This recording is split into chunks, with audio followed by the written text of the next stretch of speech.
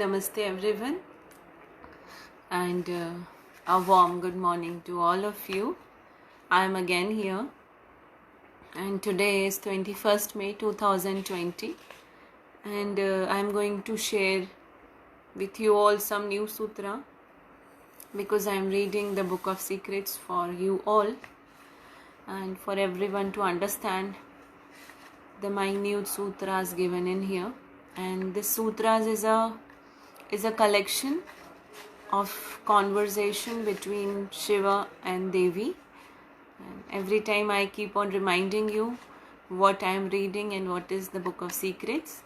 It is known as Vigyan Bhairav Tantra in Hindi, and it's a beautiful book, and I say that it's a reference book for all the spiritual leaders across the world, and one should seriously look into the pages of this book. And the book I am reading, if you would like to have a copy of this book, please leave your mobile number, the WhatsApp number in the message below, and I'll WhatsApp you the PDF of this book so that you can read it together, we can read it together. And till now we have completed 36 sutras and there are 112 sutras. Still the road is long to go. I will have to post more videos, and I don't know if the lockdown will be over and if I'm going to be busy with the routine. How am I going to do it? But I have found this time a very convenient time for me also to read this, and I have practiced many of the techniques, and I find this book is amazing book. And yesterday we discussed about which technique one should pick up if you are a intellectual person or you are an emotional person, which technique you should pick up. And today I'm going to talk more about words, and these words are words, shabd. They make us who we are. They make us attached to our own mind, our own being, and only a human is about words and words. We are different than animals. We are different than any of the insect or animal in this world because of the thinking capacity we have. Once we were very vulnerable, and because of this thinking capacity we are able to protect ourselves, and humans started protecting themselves using this thinking capacity, and they could defend it, and that is what makes us different from animals. And now what has happened that there are more of languages we have developed to communicate, and our real self is hidden behind this I say words. शब्दों के पीछे हम असलियत में छुपे हुए हैं, and we don't know who we are, and we all are hiding behind our own words. So I welcome you all to this world of words, and we all have forgotten what is behind words. And these sutras, these coming sutras, are going to open your eyes so that you all can understand that behind words there is a sound. Every word is made up of with a mixture of sounds together, and these sounds have a feeling underneath. Every word which comes out from your mouth has a feeling, and there has been wars because of the words spoken. If I ask you to remember Mahabharat happened in Kurukshetra because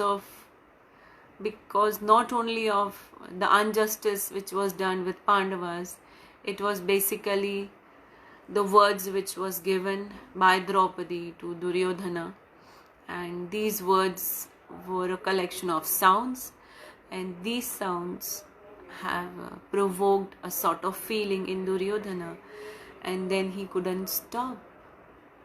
So every sound leads to a feeling inside us, a deep feeling inside us, and these deep feelings affect us very much. And there has been many scholars out there who have been researching on words and sounds, and there is no best, I should say. Fred has also come up with his own research, and he says that a man has two basic instincts, and that is which gives a rise in you. And he says that he has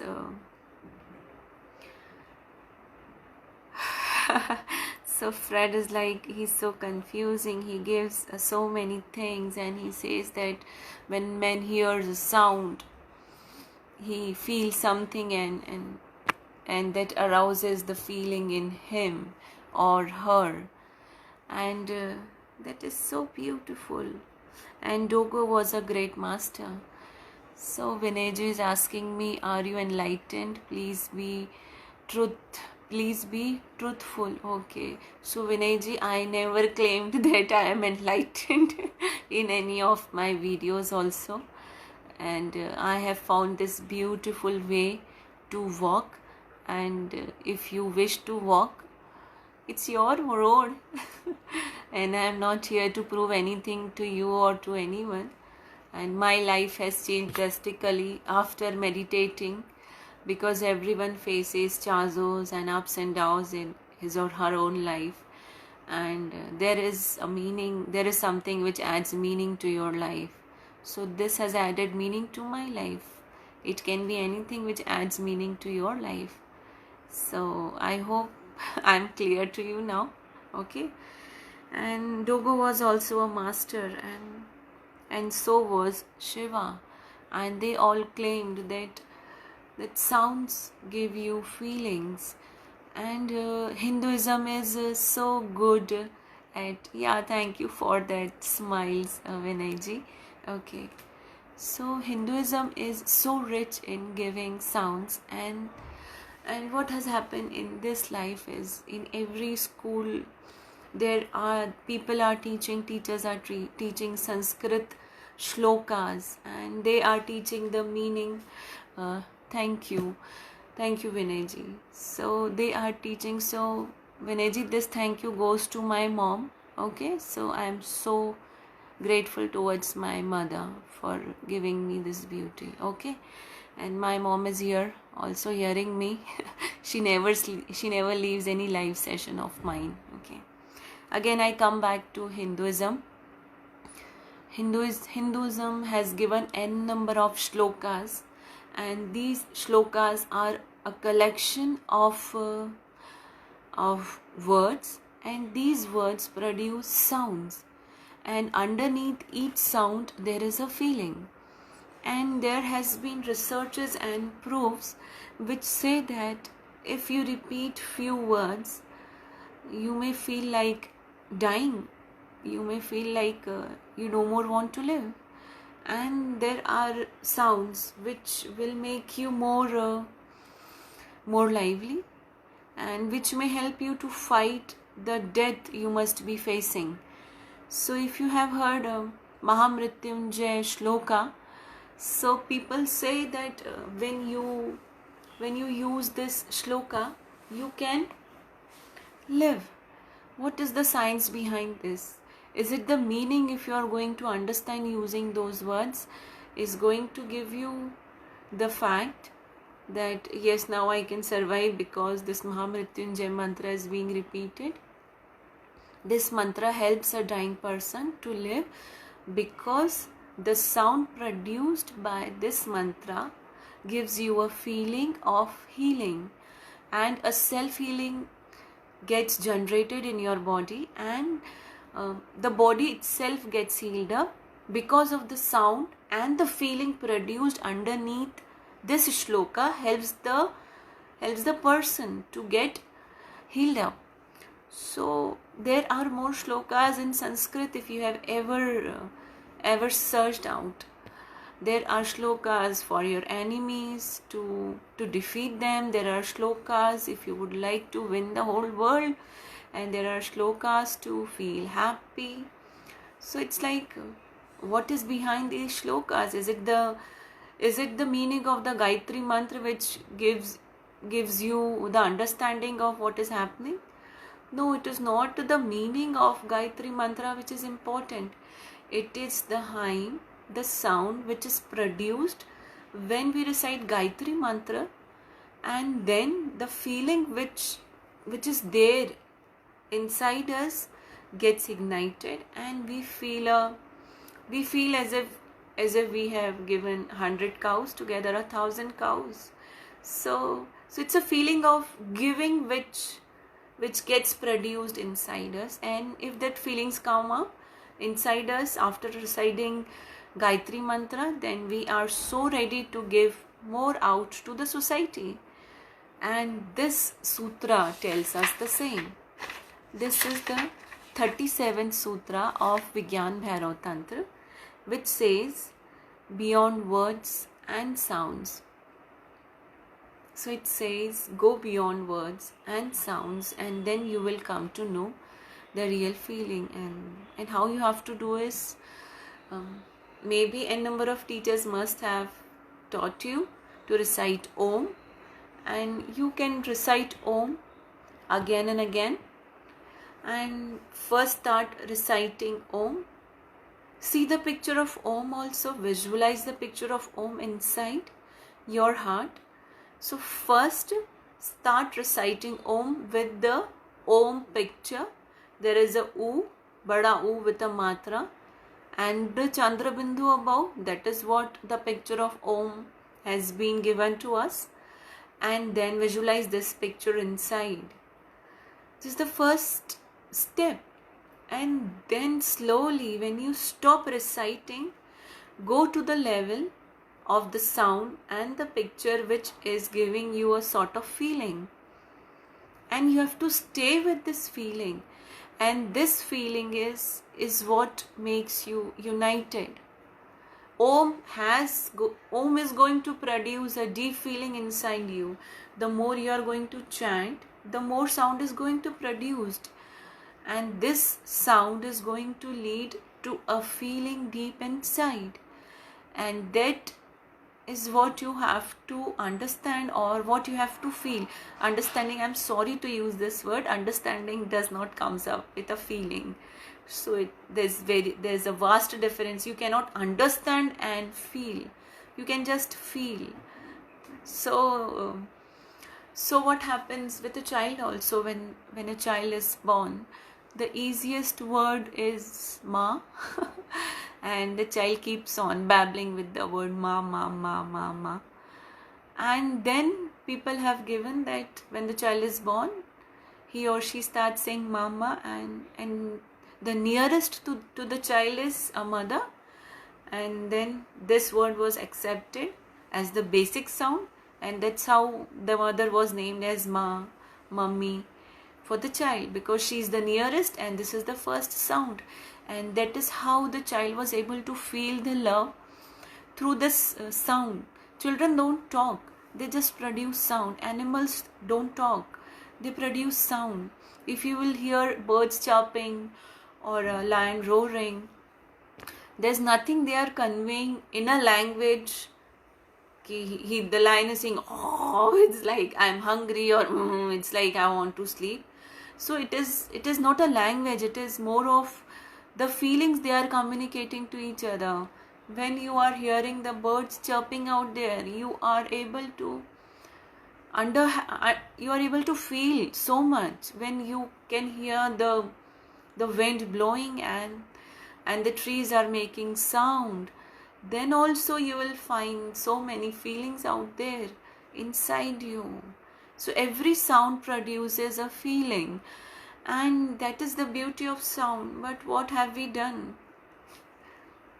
We have covered our faces with all those false words, and we have made ourselves a different ideology. And the sutra says, if you want to try this, you have to have a clear face. And what is the meaning of a clear face? The meaning of clear face is is so difficult to understand for a human being. You are not what you say, and you are not crystal clear. See a child is like pure. If he's angry, he's angry. If she's crying, she's crying. But when we are angry, we are happy. So there's some other face on our own face. We don't want to show everyone that we are angry. We carry a second face on our real face. And that face is a byproduct of the words we have been capturing. और सबसे बड़ी tragedy what has happened with human is development of communication, of language. And if we find a movie of our ancient humans living in cage, they never had any language.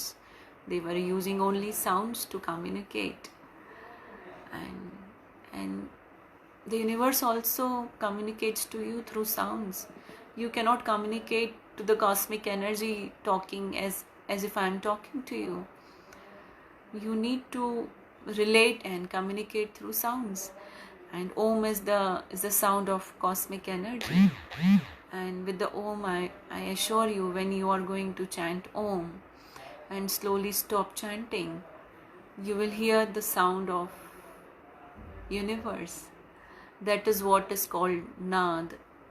So there's a Nad of cosmic energy, the sound of our universe, and there's a Nad going on inside our body. So there are lots of sound inside and outside also us.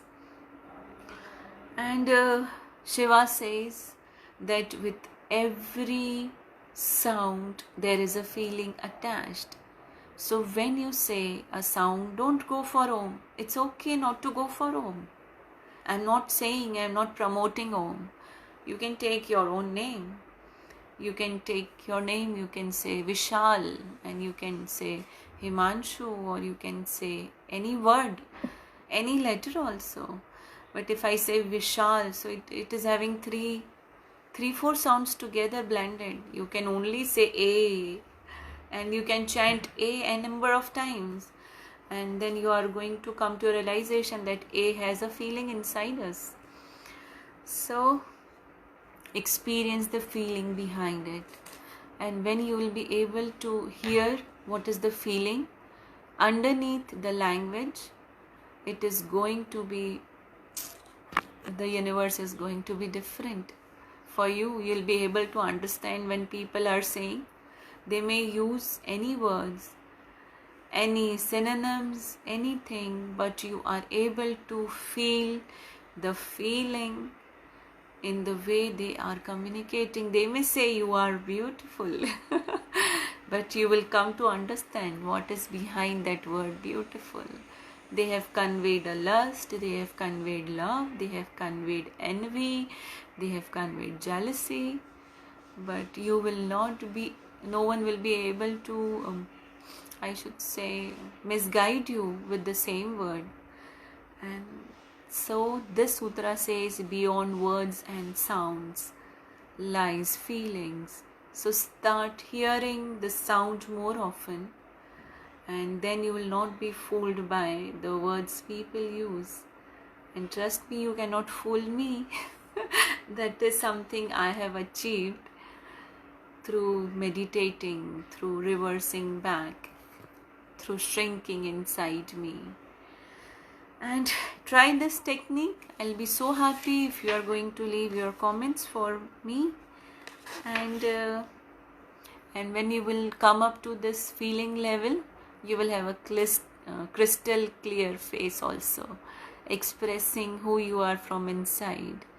And everyone is childlike, so all the innocence is going to appear on your face. And when you will come up here, you will drop all the false faces and you will be free. And there are, but don't you think this fills you with grief? This fills you with grief. I'm sorry, Pritesh bhai, I couldn't get you what you would like to convey. I feel it with grief, or you are going to feel grief? I seriously am unable to understand. please write a detailed message. Okay, so I'll be so happy to reply you. Please write a detailed message to me. Okay, pity for this world. Yes, so you may pity for this world, but this world is beautiful. Only we can pity human beings. There is no one unhappy than us. Humans are the most cruelest people on this earth, walking free. I hope this is not a comment which you are not going to take seriously. This is a very serious comment. So don't feel pity for any human being on this world. They are not to be pitied, okay? They don't have any grief, and they have ruined the whole universe, and they have made it a hell, and that is why we all are locked down inside, because of some human being out there. So there is no grief for them. Don't pity them. Take on to your own inner journey. That is the ultimate way. So this wheel is never going to stop. In this birth, we are here if we can learn together. I may not meet you the next time you take up. I don't know. We may not meet each other the next time we are born. So let us utilize this, and let us keep faith in our being. Okay. And thank you. Thank you for today. We are going to take the next sutra tomorrow, the 38th sutra. Till then, see you. Namaste.